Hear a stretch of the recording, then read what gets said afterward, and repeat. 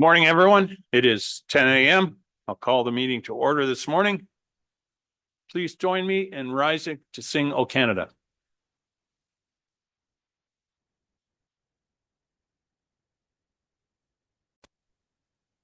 O Canada, our home and native land, true patriot love in all of us command. With glowing hearts we see thee rise, the true north strong and free. From far and wide, O Canada, we stand on guard for thee. God keep our land glorious and free. O Canada, we stand on guard for thee. O Canada, we stand on guard for thee. Thank you. Madam Clerk, would you take the roll call, please?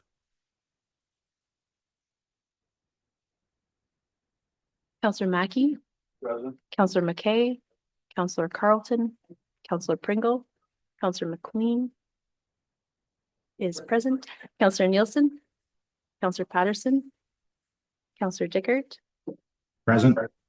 Councillor Kentner, Councillor Keaveney, Councillor Body, Councillor Craig, Warden Milne, Present. Councillor Dobreen, Councillor Matrosovs, Councillor Borneo is also present, Councillor Eccles, and Councillor Hutchinson is online. Present. Excuse me, present. Thank you. Thank you, Tara. I want to begin this morning by respectfully acknowledging that we are gathering on the traditional territory of the Anishinaabe Nation, the people of the Three Fires known as Ojibwe, Odawa, and Potawatomi nations. And further, we give thanks to the Chippewas of Saugeen and the Chippewas of Nawash, known collectively as the Saugeen Ojibwe Nation, the traditional keepers of these lands and waters since time immemorial. To our south lies the traditional territories of the Six Nations of the Grand River and the Haudenosaunee Confederacy. We are dedicated to honoring Indigenous history and culture and committed to moving forward in the spirit of truth, reconciliation, and friendship with all First Nations, Métis, and Inuit peoples. Is there any declaration of interest related to any item on today's council agenda? Not seeing any. If one should arise, you can, of course, declare it at any time. Adoption of the minutes of the council meeting and committee of the whole meeting minutes dated October 24th of this year. Someone care to move those? Councillor Nielsen, Councillor Patterson, thank you. Any discussion? All those in favor? That is carried.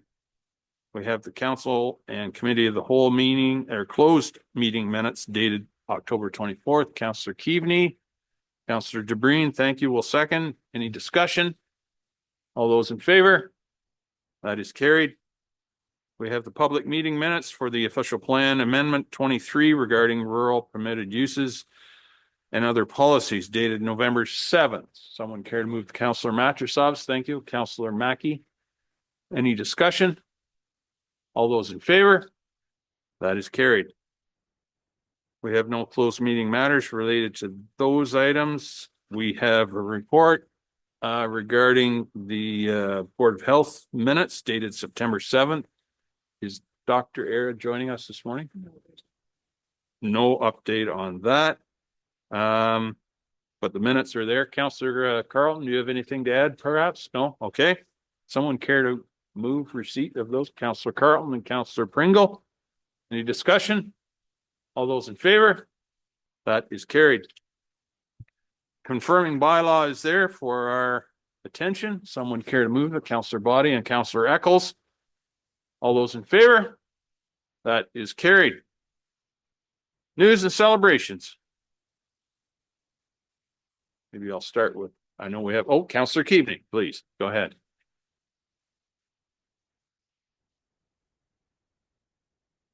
Thank you, Mr. Warden, and good morning, everyone. And I just wanted to talk today about our Christmas on the Bay event that's coming up the weekend of the 28th, 29th of November and the 1st of December in our Market Square. This is the third annual. This is an absolutely beautiful market designed after a Christmas European type of market. Lots of handmade gifts and treats and great Christmas shopping, entertainment all weekend long, each day from 10 a.m. until 8 p.m. And I encourage everyone to come out and see. It's beautifully decorated. The booths, the stalls are just, it's phenomenal. It's just really a spectacular event. And so come out and support our community and our volunteers. Thank you. Thank you, Shirley. Retail therapy is always good for anybody, and it's as good a spot to start as any. Anyone else? Pat, do you have something you wanted to bring to our attention?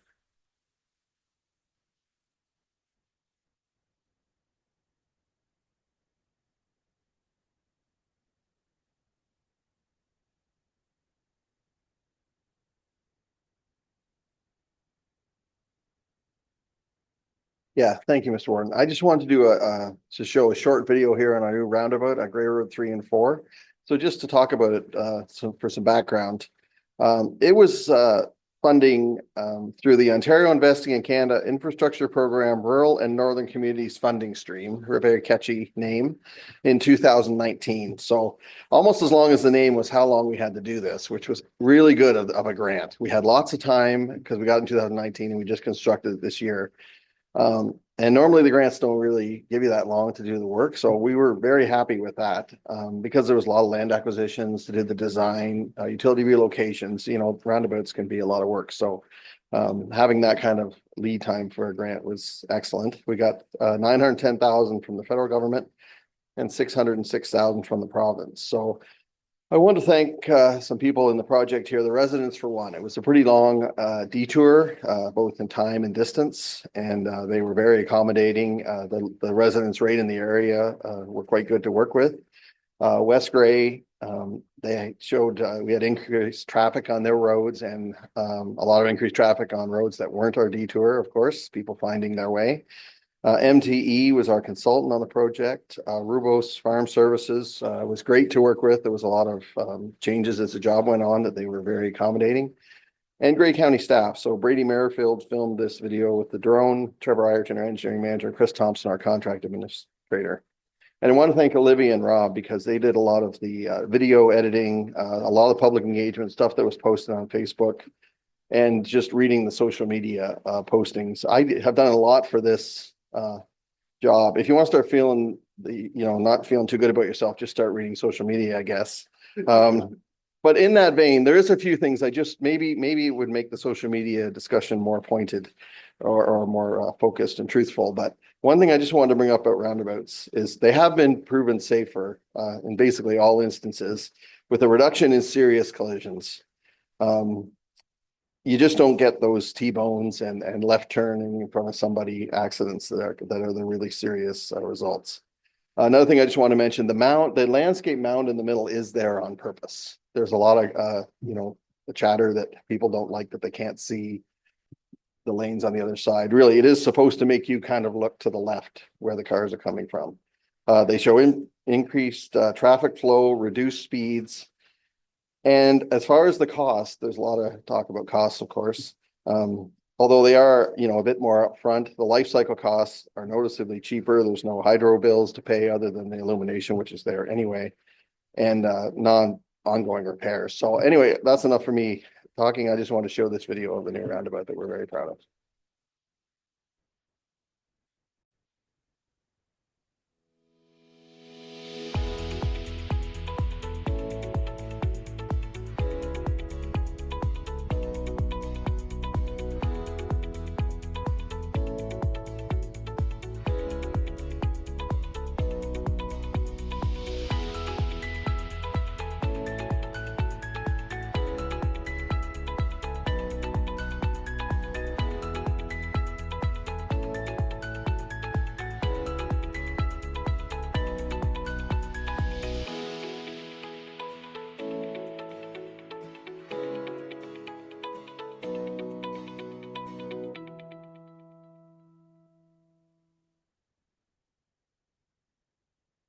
Thank you, Pat. And indeed, I love roundabouts. I hate sitting at stoplights, so I love them. And I did learn something out of you talk about chatter on social media. I didn't realize you're supposed to signal when you're leaving the turnout or the roundabout rather. I didn't know that.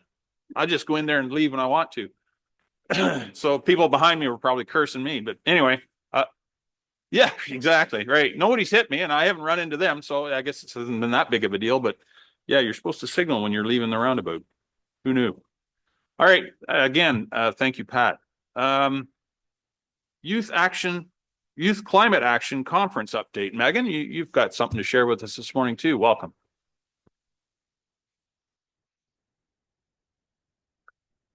Yeah, before we begin, also, I just want to welcome Linda Swanson back from maternity leave as our manager of climate change initiatives, and a huge thank you to Rebecca Dannard, who will have her last day next week. So over a week ago, the Grey County Climate Team co-hosted over 130 elementary students and over 30 educators from 27 schools across Grey Bruce at the Harmony Center in Owen Sound for the 3rd Youth Climate Action Conference. This event was an incredible success and a true testament to collaboration in our community. We partnered with 2 organizations to organize this event. Local organization, the Sustainability Project, who has been involved with the event since the first conference in spring 2023. They fundraised over $10,000 in local sponsorships and individual contributions through crowdfunding, as well as lots of volunteer time and recruiting volunteers. And also a new partner this year was Learning for a Sustainable Future, and they're a national charity that organizes youth forums like this across the country. Earlier this year, they had done one in Newfoundland and Winnipeg.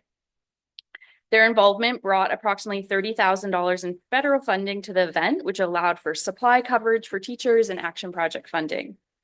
Also involved, close coordination with Blue Water District School Board and Bruce Grey Catholic School Board to register students and teachers for the event and coordinate transportation. A number of senior administrators from the school boards, from the 2 boards attended and were really pleased with the day.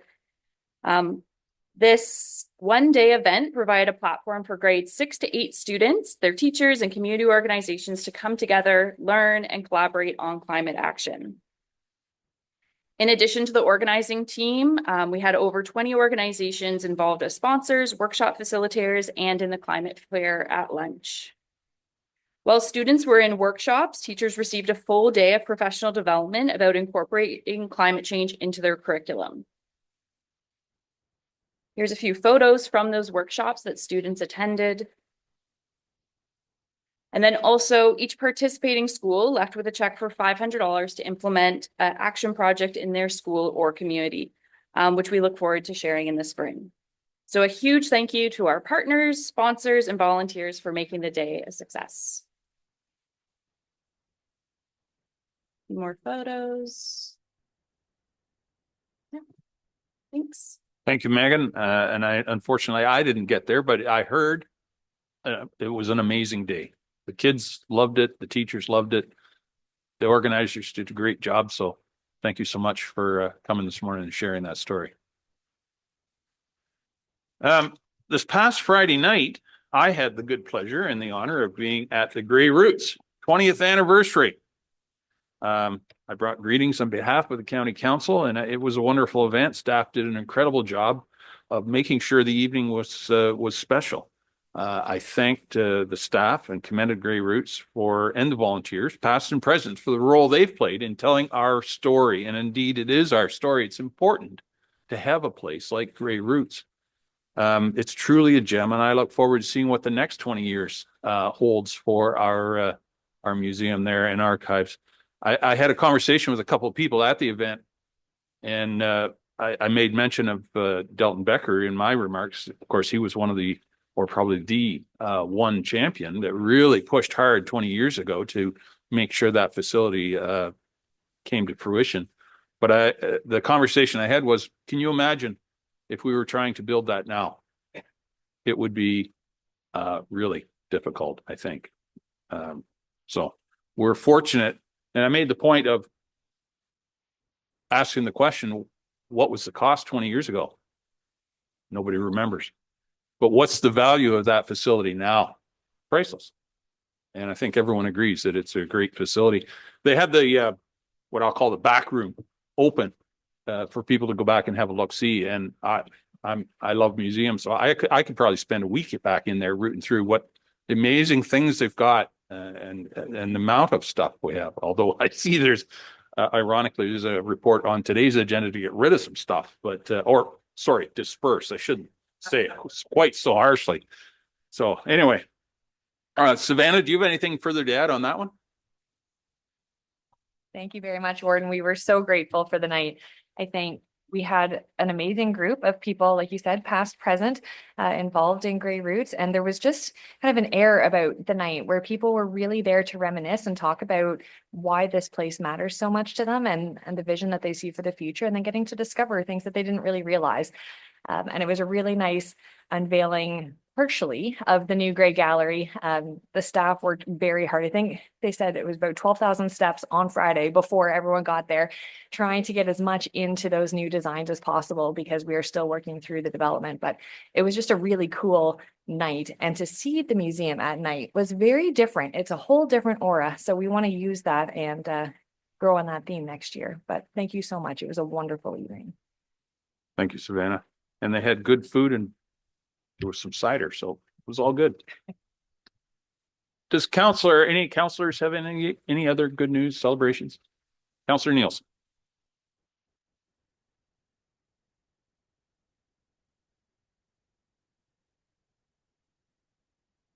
There it goes. Thank you. Good morning, Warden. I just wanted to draw attention and invite everyone to the 2024 Peace Luncheon being held in Grey Highlands. It's being put on by the Grey Highlands Peace Committee, but it really isn't just Grey Highlands. There are members from Southgate that are part of the Peace Committee. It really is a community event. The theme this year is Green Grey Communities, a celebration of efforts past and present to make our community green, flowering, and productive. So it takes place this Saturday, November 16th at 11:30 a.m. at the Flesherton Kinplex. I just welcome everybody to come to that. It's been a few years now. I can't remember when the first one was started, but it's always a great event every year in the municipality. Thank you very much. Thank you, Dane. Councillor Keaveney.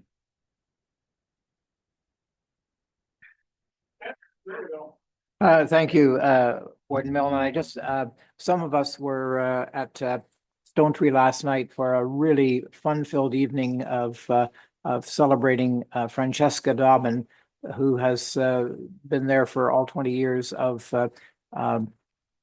say it the United Way Bruce Grey, and it was really very some great speeches. Kevin offered one of the best, I thought, and really we are very fortunate to have dedicated people like Francesca doing what they do in the organizations that are associated with our whole social services. So it was a great time. And she spent a lot of time behind bars last night, but they raised a lot of money as a result. Thank you, Ross. Indeed, it was a good event. Nelson. Okay. Well, thank you very much for all of that. We need a motion to adjourn from the council portion of the meeting. Councillor Nielsen, Councillor Carleton, all those in favor? That is carried.